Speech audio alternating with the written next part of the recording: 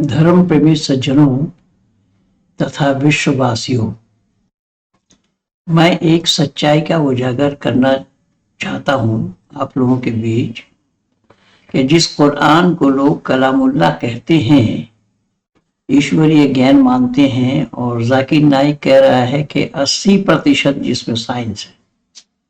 आइए ये किस प्रकार की कपोल कल्पित बातें हैं, मैं आप लोगों को कुरान से ही दिखाता हूँ। ये मैं आपको दिखा रहा हूँ सूरा नंबर 17 आयत नंबर 44, जिसमें अल्लाह ने जिक्र फरमाया है तो सब्बिहु लहू लहुस्समावाति वसब्बह वल अर्द वमन फीहिन्न व इन मिन शैइन इल्ला युस्बिह बिहम्दिही वलाकिन ला तफ़क़हून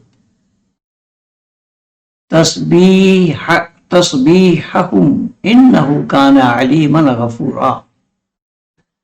अर्थात उसी की तस्बीह में लगे हुए हैं सातों आसमान और जमीन और वो तमाम मखलूक भी जो इनमें है, और कोई चीज नहीं मगर ये है कि तस्बीह करती है उसकी हम्द के साथ, लेकिन तुम नहीं समझ सकते इनकी तस्बीह को। यकीनन वो बहुत तहम्मुल वाला, बहुत बख्शने वाला है। दुनिया वालों से मैं कहना यह चाहता हूं कि एकमात्र अल्लाह की तस्बीह के लिए, यानी इबादत के लिए, उपासना के लिए, परमात्मा के गुणगान गाने के लिए वेद के अनुसार एकमात्र मानव को छोड़ करके कोई जीव जंतु पशु पक्षी इबादत नहीं कर सकता, उपासना नहीं कर सकता। लेकिन अल्लाह का कहना है कि आसमान, सातों आसमान और जमीन या उसके बीच में जो कुछ भी है वो सब अल्लाह की तस्बीह करते हैं। अब इससे अंदाजा लगा लीजिए, एक जगह ही समाप्त नहीं हुआ। फिर सूरा नंबर 59 आयत नंबर 1 में बताया है सब्बह लिल्लाहि मा फिस समावाति व मा फिल अर्दि व हुवल अजीजुल हकीम। तस्बीह करती है अल्लाह की हर वो शय जो आसमान में है और हर वो शय जो जमीन में है, और हर वो शय जो जमीन में है, यानी जमीन और आसमान में जो भी चीजें हैं, जो भी वस्तुएं हैं, जो भी सामान हैं, वो सब अल्लाह की तस्बीह करती हैं। अब अल्लाह की तस्बीह करने के लिए वैदिक मान्यता के अनुसार केवल बताया गया है एक मानव को छोड़ करके ईश्वर का गुणगान गाना किसी के लिए संभव नहीं, किसी और प्राणी के लिए संभव नहीं है, क्योंकि वहां पर केवल भोग है, वहां कर्म नहीं है। और कर्म और भोग मानव के लिए दोनों है। मानव ही कर्म करता है, भोगता भी मानव है। केवल यही तक खत्म नहीं हुआ। सूरा 62 आयत नंबर 1 में अल्लाह ने जिक्र फरमाया है युसब्बिहु लिल्लाहि मा फिस समावाति व मा फिल अर्दि मा फिल अर्दि अल मलिकुल कुद्दूसुल अजीजुल हकीम। तस्बीह करती हैं अल्लाह की हर वो चीज जो आसमानों में है और जमीन में है, जो बादशाह है, हर ऐब से पाक है, वो जबरदस्त है, बहुत रहमत वाला है। अब ये 3 आयत मैंने आप लोगों के सामने प्रस्तुत किया है, जहां पर दुनिया वालों को यह समझ लेना चाहिए कि ये बिल्कुल कपोल कल्पित बातें हैं। दुनिया को अल्लाह ने बनाया नहीं। अल्लाह अगर दुनिया को बनाते होते तो अल्लाह को पता होता कि इबादत करने के लिए कौन है, इबादत कौन कर सकता है, उपासना करने के लायक अल्लाह ने किसको बनाया। यहाँ अल्लाह ने इबादत करने के लायक सभी जीव जंतु पशु पक्षी लता वृक्ष सबको इबादत के लायक बना दिया। अगर ये अल्लाह की बात सही है, सच्ची है, तो जिस पशु के गले में छुरी चलाने के लिए मुसलमानों को हुक्म दिया अल्लाह ने, तो वो पशु भी तो अल्लाह की इबादत करती है। तो अल्लाह ताला उनके गले में छुरी चला करके एक इबादत करने वालों की हत्या की या कराई, तो इबादत करने वाले की कमी नहीं आई क्या? ये अल्लाह तो अपने आप में फंसे पड़े हैं, अपने जाल में ही अल्लाह फंसे हैं।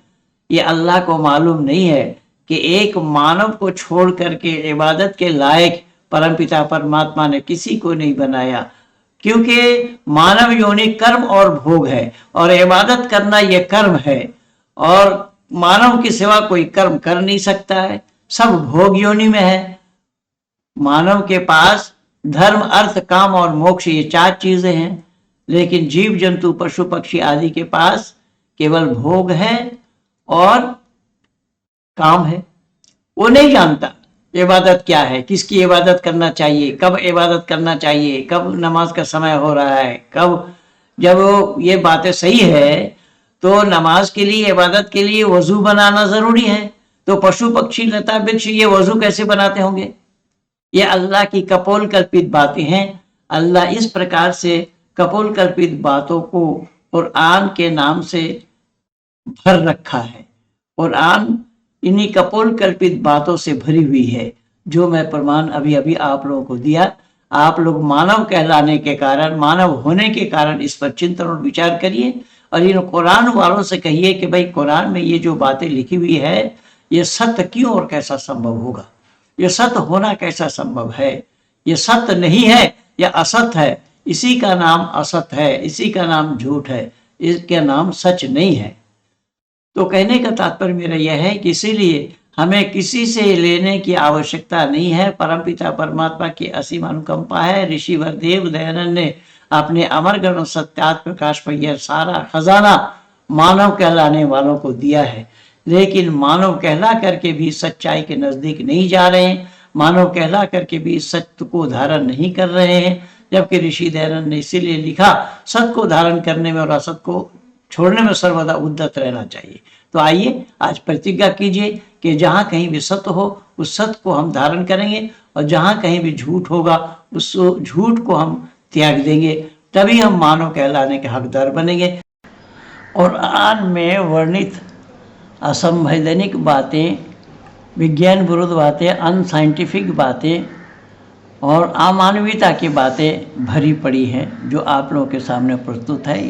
इन्हीं शब्दों के साथ पंडित महेंद्र पाल आर्य। वीडियो अच्छी लगे तो ज़्यादा से ज़्यादा लाइक करना, शेयर करना, सब्सक्राइब करना। मैं आप लोगों को बता दूं, मैं हिंदी और बांग्ला एक साथ दोनों वीडियो बनाया था, लेकिन बांग्ला में लाइक ना के बराबर है और हिंदी में 4 गुना लाइक हो गया उससे, इसीलिए बांग्ला में काम करना उचित नहीं है मेरे लिए विशेष करके। तो धन्यवाद के साथ पंडित महेंद्र पाल आर्य।